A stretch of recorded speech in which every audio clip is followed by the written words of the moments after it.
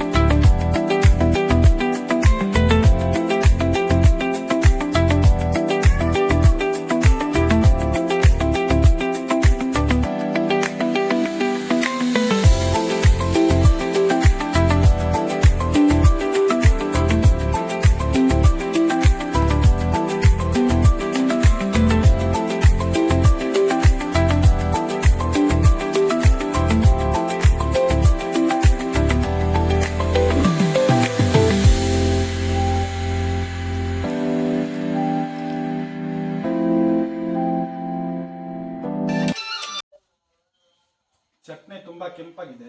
ನಾವು ಖಾರ ಜಾಸ್ತಿ ಆಗಬೇಕು ಅಂತೇಳಿ ನಾವು ಕೆಂಪು ಮೆಣಸನ್ನು ಜಾಸ್ತಿ ಹಾಕ್ಕೊಂಡಿದ್ದೀವಿ. ನೀವು ಕೆಂಪು ಮೆಣಸನ್ನು ಕಡಿಮೆ ಹಾಕ್ಕೊಂಡ್ರೆ ಖಾರ ಸ್ವಲ್ಪ ಕಡಿಮೆ ಆಗುತ್ತೆ. ಆರೋಗ್ಯಕರವಾದ ರುಚಿಕಟ್ಟಾದ ವಾಯುವಿಳಂಗದ ಚಟ್ನಿ ಸವಿಯಲು ಸಿದ್ಧವಾಗಿದೆ.